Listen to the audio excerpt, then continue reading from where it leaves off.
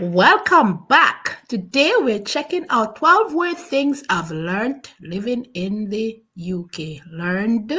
I'm so used to learned. Living in the UK. I'm getting this one from the Hickson Diary. The link in the description below. Please go over and show Mandy some love. She has amazing content on her channel. With that said, guys, I'm dog sitting. So we're going to get right into this video. All right, here we go right about now. Let's find out what are the weird things she learned. After moving to the UK, I quickly realized that being an American is like living in an alternate universe where everything is sort of familiar, but also slightly tilted. Okay. So today I'm going to go through 12 things that I would only learn by living here in the UK as an American. Okay. Let's find them out. Safety hits different here. So in America, safety often means alarms, locks, a friendly beware of dog sign hung on a fence, and usually police presence in most places and guns. Lots of guns. But here in the UK, it feels different. It feels a lot more subtle. Yes, there's CCTV everywhere, and there are police presence, especially in big crowds and crowded areas and tourist areas. But walking around, even cities like London here in the UK, you don't feel like you're walking around the wild, wild west. You don't feel like you're going to have a shootout or a showdown every time you go into a grocery store to buy milk. The guns are almost non-existent here. I didn't really ever feel safe in America the way I feel safe here in the UK.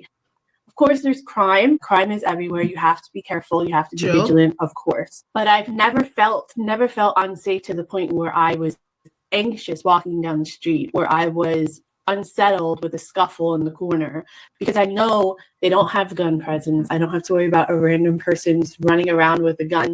And there's CCTV everywhere. I don't think there's any way you could get away with a crime here in the UK, to be honest with you, because it's literally everywhere. And there's so many people around. Somebody's got to see something, hear something, catch something. So yeah, I just always feel safe when I'm here in the UK, and I've never felt this safe before when I was living in America. Number 2, food is fresh.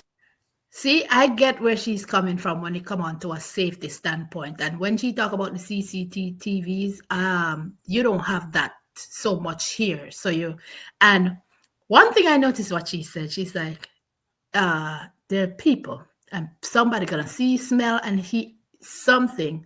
So I'm thinking along the line that if somebody sees something, they're gonna say something. They're not gonna go hush, hush. Oh, I'm not gonna rat anybody out. No. And not only that, when she talk about in the UK, when it comes on to guns, you don't have to necessarily worry about that for real. And she's right. There's crime everywhere. But here in America, there's an utmost, you see a crowd of people. Yes, security is your cameras, your dog, your alarms. Those are the things that help to keep you safe, and lots of gun and police officers around. So I can see where she's coming from when it comes on to feeling safe and secured when walking around. You don't have to be necessarily looking over your shoulder constantly or clutching yourself and it also boils down to where you live as well, because here where I'm at in Alaska, I am not necessarily looking over my shoulder constantly, and we have open carry and all of that, but I don't know, I think I'm a bit comfortable within the area that I am. Sure. Okay. And actually taste like it's supposed to taste. UK food has a reputation of being awful, being bland. It doesn't have a lot of flavor, apparently. And, I hear that. American supersized meals are the way to go. Now, don't get me wrong. I did have a really hard time when I first moved here of finding things that I liked. Okay. But I realized it was kind of coming off of all of the chemicals and sodium and sugars and corn syrups that go into all of our food in America. Oh, yeah. Here in the UK, the food is not bland and it's not awful. It actually tastes really delicious. It doesn't try to last longer than houseplants by pumping it with all kinds of chemicals or making it look really shiny with a wax on the outside of it. you can actually taste the flavors of all of the produce. You can taste the flavors of the meat.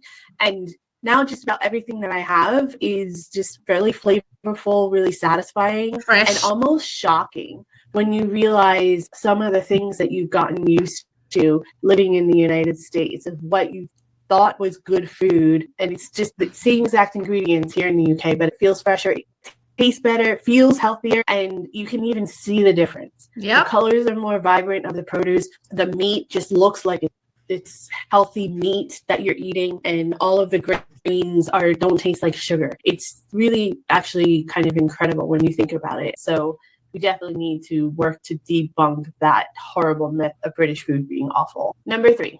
Okay, so that's a big one. You always hear British food.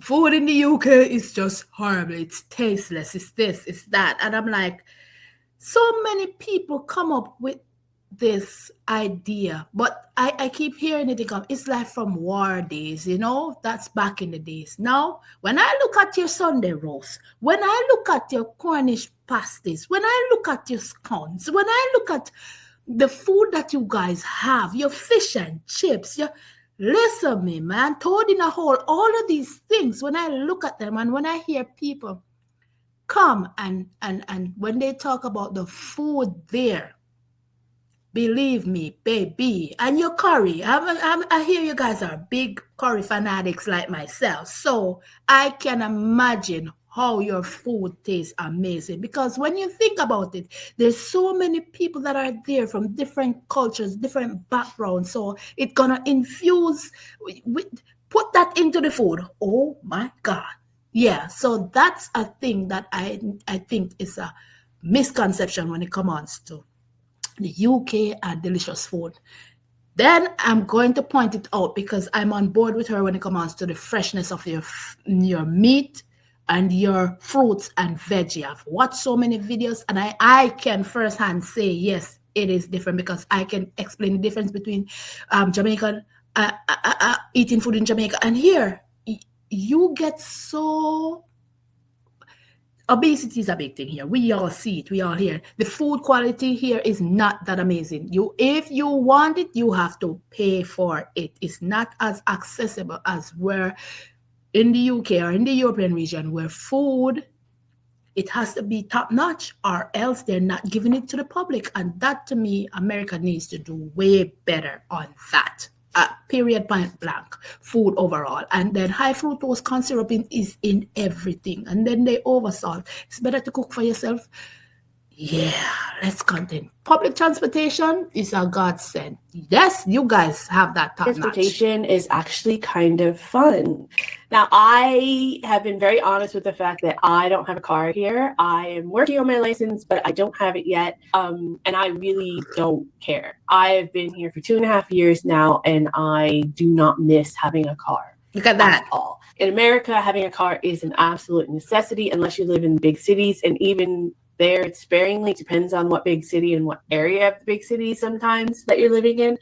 So it's just more of like a theory in America rather than a practicality for most people, especially where I lived in like suburbia and in between two big cities. In the UK, everyone uses public transport pretty much. Don't get me wrong, there's plenty of people that drive as well. It is a lot easier in some respects, depending on if you're going to a remote area. But overall, I've never had an issue with trains. I've never had an issue with the buses. All the bus drivers, all the train conductors are all really helpful. The public that's on the bus or the train are pretty respectful of each other as well. Nice. And I still kind of getting a kick out of walking to the train station and just tapping my phone and getting on a train and not really having to think about it and not being a complete ball of stress by the time I get to work. Number 4.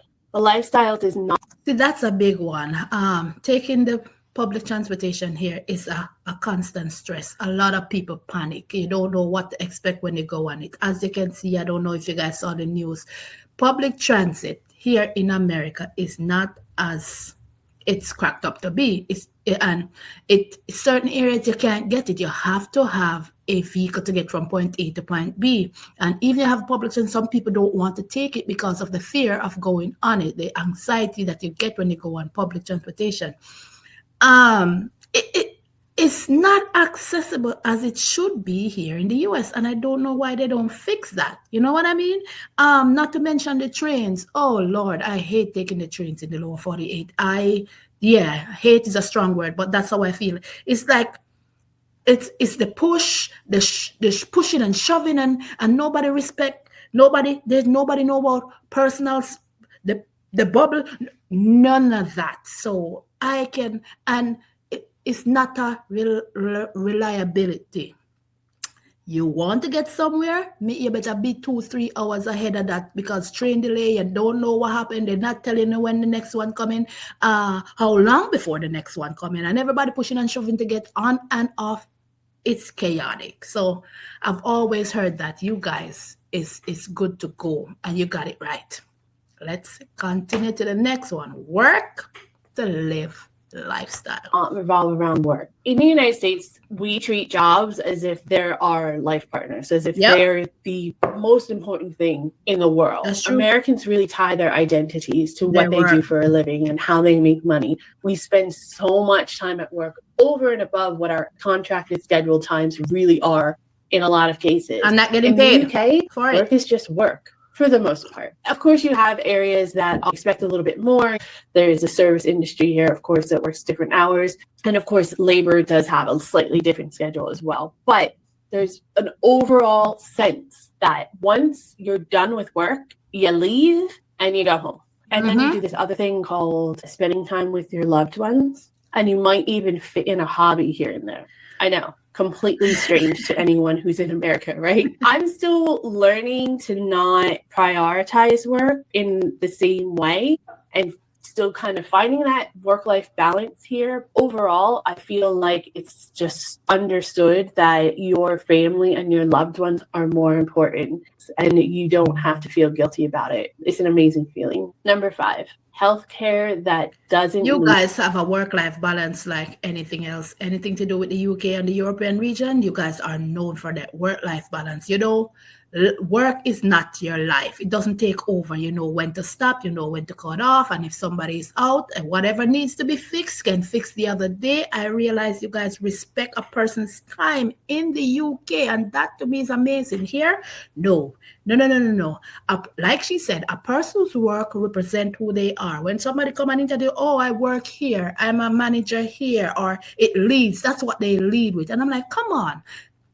Who are you outside of work? Who are you? And then your work take up so much time. You don't have time for friends, family, and even leisure time. You do not have work. Even if you're on vacation, you're dealing with, you're bottled down with work. There's no balance whatsoever. Here we go on to number 5. Affordable healthcare. Not in America, we don't have that. But the UK, the NHS, it's a gem. You bankrupt. So it's always on the list. You can't not have healthcare on the list. Yep. If you're comparing the United States versus the UK. In the States, a sprained ankle feels almost like a mortgage application. Yep. You have to fill out all of these paperwork when you even get into the hospital. You have to show your insurance card. You have to show your ID. You have to have a credit card with you most of the time, and then you'll get a bill in the mail at the end of the day as well. True. In the UK, you have the National Health Service, the NHS. Yep. Yes, it has cues, it has quirks, and it definitely has downfalls. But overall, like anything, comparing the system that we have in the UK versus the system that you have in the US, it is incredible. Yep. And the great thing about healthcare in the UK here is that you have a hybrid system. So there's a private healthcare model here. It doesn't cover everything. It doesn't cover major surgeries, but if it's something that you don't want to wait for in the NHS and you have the means, you can go private and pay for it out of pocket and get the service or the treatment faster. But you don't have to worry about selling a kidney just because you get a cold. Yep. And you also don't have to worry about losing your house and everything you've worked for because you have cancer. That alone feels absolutely revolutionary. And it is one of my favorite things about living here in the UK. Not just because I get healthcare that I deserve and is a right, but also because I don't have to stress about it. Yeah. I don't have to worry about my kid getting sick. I don't have to worry about my partner and I getting older as far as how we're going to pay for treatment, saving up extra money for our Makes retirement sense. in case we get really ill or we have some kind of chronic life-altering illness. We can just live our life. It's amazing the amount of stress that alone takes off of you for your daily activities. Number 6, I know the healthcare is a big one that is always on the list. I get it. But guess what, guys? It's amazing to know that you have it on hand. You don't have to sell a kidney, like you say. You don't have to stress and sit. That's one less stress you got to worry about. That to me is amazing because healthcare should be given to every and anyone. It should be accessible and affordable. I really believe that. And I like the idea that you guys have a hybrid one that you can afford if you don't want to wait or it's taking too long and you can afford to do so. And I'm positive the hybrid healthcare that you have there in the UK, it doesn't cost you an arm and a leg if you want something else to be done and you have to pay it out of pocket. I'm positive you don't have to mortgage your house in order to get it done. Like with anything, everything have its ups and downs, but I gotta give it to the UK or the European regions and other countries when it comes on to healthcare and its people. They protect, they look out for their people, and that is amazing. That's a gem right there that you guys have. Please appreciate it. And I understand that it comes from the taxes. I know it's not free, but not having that added stress onto you and the fear of the debt that you're going to left your family in is amazing. It's just a burden lifted off your shoulders, guys. Believe me. Pace of life is just slower. People in America just speed walk everywhere. They're always in a rush. They're always trying to get somewhere. They always have something else to do. It's always go, go, go. Even eating, you eat really, really fast. It's true. You just grab a bite to eat as you're on your way somewhere else. You never sit down and take time for anything. It's almost like everything is a competition. Eating, driving, everything. In the UK, things are just calmer. Because people have a better understanding of work and life, people tend to just take more time out to relax. People walk a little bit slower. People schedule breaks. People schedule time to sit outside in their backyards and have a cup of tea. It's an amazing, amazing discovery when you realize the joy of not treating every single activity, every moment like an Olympic sprint. And when you can embrace downtime and really just calm your mind down and slow down, have some peace and quiet. It's an amazing, amazing feeling that I never would have had outside of the United States. Number 7, multicultural. The US is a fast-paced life. There's no going around that. It is. But when it comes down to pace and taking time for yourself, an American don't necessarily know that. And I realize that I don't, maybe because I'm coming from a Jamaican coming here, then maybe why I see it. But to an American, it's normal to be in a rush, to eat fast, to drive fast, to work fast, to do everything fast. There's no slow pace. Everything is just, they're constantly just going. And that's where burnout comes out. You don't even have time to relax, to take a 5 for yourself, schedule time to just unwind. You don't. That's the American mentality. I gotta give Americans that though, but they need to find that balance. Americans need to find a balance. In the UK, you see the difference. You can see that they're not as burnt out. It's a slower pace. If they're eating food, they relax and savor and make that flavor burst in their mouth and yeah, spending time with friends or take a time out to relax or even at work. Just take a pause, take a breather. That in itself is amazing, guys. And you guys I hope you guys will never lose that.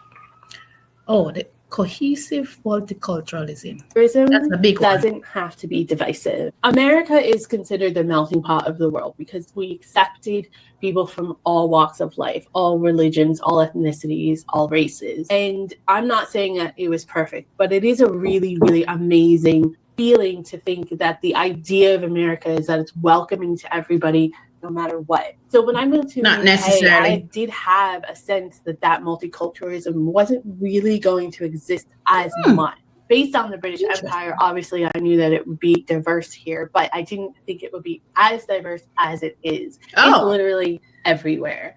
It's on your plate, it's in your neighborhood, it's accents, it's everywhere. I mean, I once did a job where the department I worked in, all of us were immigrants. There wasn't one native British person in my specific department. And it was amazing. In the United States, it's really something that's so divisive and so just full of tension, talking about, immigration, talking about people from different countries, people who were not born in America. There was always an emotional charge that was connected with the conversation. It was never open-minded.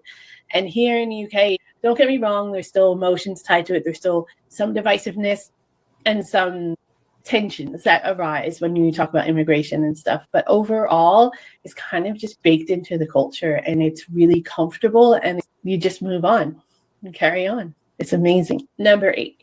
So when it come on to that, it's not a balance here in the US when it come on to that. She's right. It's like a hot bed when you touch on immigration. It's like you gotta tiptoe around it, which is, to me, it's nonsensical, because guess what?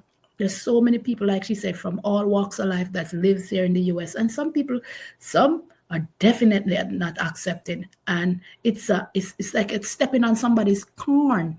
If you're like, okay, even in a workplace, you have this group sticking to each other, this race sticking to each other. It's messed up. You understand? It is so sad that is how it is. The diversity shouldn't be an issue, because, like I said, we all come here for a purpose. We're all here for a purpose. I don't see why people just can't get along. I don't get it. But it stick out like a sore thumb here in the US. It's the same thing in the UK, like she said. It's not as in your face like that, or it's not as bad because people accept people for who they are. Yes, you have the few, but America outbeats the UK when it comes on to the diversity, when it comes on the cultural diversity, and it's because the UK is like a melting pot for people from all walks of life to come. And like you say, you taste it in the food, you see it in the dress, you see it in the way that they behave, all different things. And it's the same here in the US, but it's so sad that it's such a major issue here.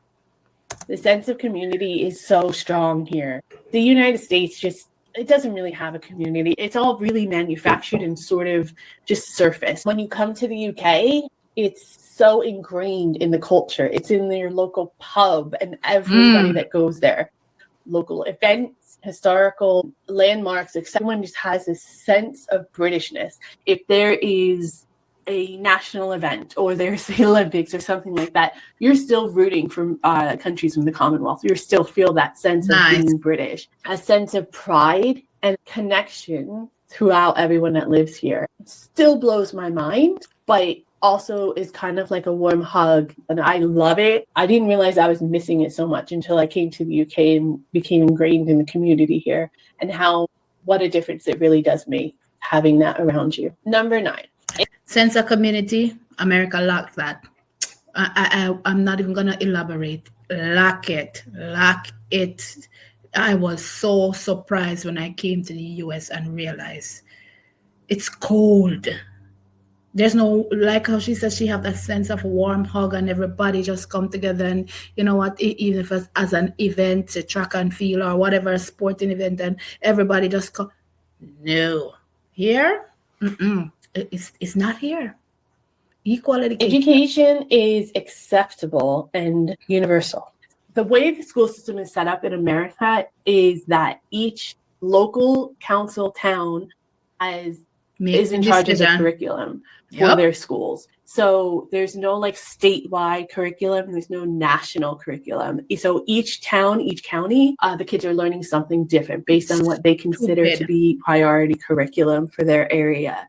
And here in the UK, it's universal. I mean, all the kids are basically learning the same things, and they're held to basic singing standards. And that's really, really strange and different to me, because I mean, that's why education is so up and down, I think, in America. Kids in the United States from one county to another just don't necessarily always have the same access to knowledge.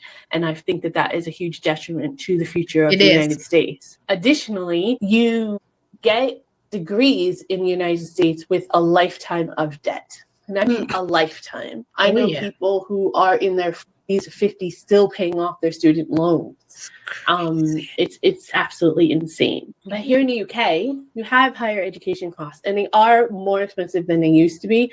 My jaw still drops when I hear tuition numbers here. It's such a lovely thing to come into term. It's such a lovely thing to come into as a parent, not just that it's helping to relieve some of the financial burden off of us and our child, but more so that education is so universal that even if my child decides to go to a university in a different part of the UK, that they're not going to be behind in any way, and that she's not going to feel inadequate in any way because she wasn't properly prepared just because of the area of the country that she grew up in or she was schooled in. That is really amazing. Number 10. That's a big one when it comes on to education here. And that's the reason why when you see a lot of people on here and you do reaction videos and you hear people say, oh, I didn't know that, or what are they teaching there? Now you can understand why, because it is different from one state to the next, one city to the next, one borough to the next. They decide, they make the decision on what should be taught within the school district in their region, which to me is the stupidest thing ever. Don't get me wrong. I understand that you got to focus on certain things, but if you're picking and choosing and deciding what kids need to learn, some things are literally not important. Some things, the core stuff that need to be taught is not being taught. But when you're on a level when everybody, a curriculum straight across the board, or not a curriculum, but a set bar across the board that, okay, we need to teach history, we need to teach this, at least, you understand me? Some people wouldn't be lacking in certain areas. Not only that, if you have kids that are more advanced than the next, you push them on to something else. You just feed their brain. To me, guys, I don't know. It is very detrimental to these kids when it comes on to the education here in the United States. I've seen it firsthand. It's crazy. It is crazy. Not to mention tertiary education. UK, you got it good. You got it good because at least even if you decide to have tertiary education, you don't have to sit down and worry about 100,000, 200,000 in student loan that in your 50, 60, you're still paying student loan. That to me is not, it's diabolical is the word. Let's move. This is in the fashion and lifestyle overall. So it's not that British people aren't fashionable, because they are, don't get me wrong. But it's almost like their fashion with their flair on it. In America, it's more like, oh, so-and-so wears this, so I'm going to wear this. Yeah. It's not that it's just something that's them or represents their personality or something they really vibe with. It's more as a, oh, this is the trend, so this is what I'm going to wear. Yep. And it's not about comfort, or there's no personal influence on it at all. The same thing goes for lifestyle between the United States and the UK. A lot of Americans are just going through the steps of life that are laid out for them by whatever society or their religion or their family unit, rather than really thinking things through of what they want and the steps they want to take to make their life and whatever it is they want out of it. Here in the UK, there's a little bit of that, but most of the time, people are open to be able to do what they want to do. People are open to be able to make decisions that might be a little bit off kilter, might be a little bit off balance, or maybe not fit the mold, but that doesn't necessarily mean they're looked down on or that they're, lacking in any way. Simple things like driving versus walking. It's completely normal to walk to the store here. It's completely normal to go for a walk in the countryside and not think twice of it and not just being how you spend your day. Whereas in America, walking itself is suspicious. Most people think that you're up to something nefarious if you're walking around, especially if you're on your own. Just the whole approach to life and how you express yourself and what your fashion sense is and what you want to put out in the world is more manufactured and fed to us through marketing and advertising and influencing in America, whereas in the United Kingdom, I feel like it's just more personal, it's more thoughtful, and it's more about self-expression rather than just keeping up with the Joneses. Number 11, this is a fashion and lifestyle is a big one here in the US when it comes on to people overall and looking at others. It's such everybody's with the trend. To me, it's sickening, it's sad, and the impression that they make on these kids. If a celebrity is wearing, that's the in thing. Nobody's true to themselves. If it's not in, they don't want it, and that's why this generation is going left, like straight up left. Nobody think for themselves. You understand? The fashion, the lifestyle. If one's doing it, I do it. I don't know if you guys ever noticed even these TikTok trends that people pick up this stupid stuff that people. Oh, listen. I just believe that you should be comfortably in the way you dress and the way you carry yourself, and not be focused on what a celebrity is wearing. You have to get it, and you have to go out of your way to get these stuff. It's just, to me, yeah. Think for yourself, people. Think. I get what she's saying in the UK, how people dress and behave, and and even if they're going for a walk, it's normal. Here, it depends on the state that you're in, like I said, because here in Alaska, I go for a walk regularly by myself. People go for walks here. We have a lot of walking trails. So for us, that would be normal. So again, it also boils down on what state you're in and your location. Here in Alaska, I notice here that people dress according. It's not a trend thing for them here, and I like that about here. I gotta give it a plus when it comes. But I always say Alaska is a little bit different from the lower 48.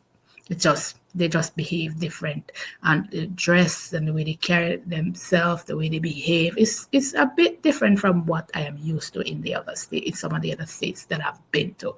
So I would consider it similar to somewhere in the UK. Like, yeah, I would, because when you and the temperature and the way it is here is similar to Scotland too. So, and maybe that's the reason why. You never know, but I'm just saying, I get where she's coming from with that. America is nah. Then come on to lifestyle and no. History is everywhere here. Yeah. I mean, I remember walking down the high street in Canterbury, and there was beautiful Tudor buildings and cobblestone streets and the post office that had been there for like longer than America's been around, which is really strange because in the United States, if something's from the 1800s, that is insanely ancient, right? But here in the UK, it's not unheard of to have buildings that are like from the 1400s, 1200s, 1600s. You trip over Rowan ruins on the way to buy a sausage roll from Greg's. Every single corner has history just baked into it. That's just walking down the street, and you're walking down a street that someone was walking down almost 1,000 years ago. It's insane when you think about it in those perspectives, and you don't have anything like that really in the United States at all. And it definitely reminds me of how young of a country the US really is, and how it's sort of the new kid on the block, and really we should be taking that a little bit more seriously, I think. We have just appreciation for what the United. Listen, you gotta give it to the UK when it comes to the history. You guys is filled with it, amazingly filled with history. Every crevice and corner, every twist and turn, some form of something that's ancient. That's and it's built into the culture. It's there. And to me, it's just amazing. And your history is so rich. And yes, America is a baby when you think about it. You do not have that kind of history here in America. It's just the truth. Yes, you'll find different stuff here, history here, but it's not as rich as what you guys have in the UK. It's just the truth. United States actually is and what it's given me in my life. So I know I talk a lot about how wonderful the UK is, and it's really highlighting downfalls of the United States when I do these types of comparisons. But the United States is still my home, and it's always going to be my home. And living here in the UK also makes me appreciate the greatness of the United States more. The energy, the optimism, the endless hope and possibilities, the beautiful landscape that you don't find anywhere else in the world. Those are all huge strengths in my eyes, and things that I do miss about the United States, and things that I hope that Americans appreciate and want to preserve. The same way that the UK wants to preserve its history, its culture, its Britishness. The UK shows me what I'm missing back home, but also why America feels so big and bold in the first place, and how it has just become, in such a short span, such a key player in the world. Isn't a really incredible story. That's and true. something that It's I such a think baby. not a lot of people give the United States credit for. I love living here in the UK. I adore it. And there are very practical reasons why we made the decision to leave the United States and move here. But being an American in the UK is just incredibly eye-opening on so many levels. And also that it gave me a perspective and an opportunity to be able to have this opportunity and see things from this perspective, which is from a something different that's perspective. absolutely priceless in my eyes. That's It's true. kind of like having two parents, one that's really, really calm and sensible and practical, and the other one. other that is really loud and boisterous and fun and spontaneous. Yep. I'm really, really lucky. I get to have the best of both worlds. I get to live in an amazing, amazing area, but also have had incredible experiences of living in a completely different place and a completely different lifestyle. And I'm allowed to just pick and choose what works best for me. And at the end of the day, that's what freedom really is in my eyes. True. And I wouldn't trade having both perspectives for anything else. I love how Mandy ended this video, because she's right. There's so much that the US has to offer, and there's so much here. Like she said, the landscape, and it is beautiful here. And one of the things I've realized that a lot of Americans don't know America overall. And I've been thinking about it from the other day. We're doing all these videos. I really don't know America like that. I've been to a couple states. I've lived in a couple states. Yes. But I've never traveled the US and enjoyed the US for what it is as yet. And I think that's something that I should also embark on and learn about as I continue. Watching these videos is just like she said, having a different perspective, being in the UK, being in the US, it's amazing that she can do the comparison. It's not that she hates the US, but being in the UK opened her eyes to something different, a different sense of security, a different sense of peace, a different sense of feeling to belong. And it's the same thing with the US.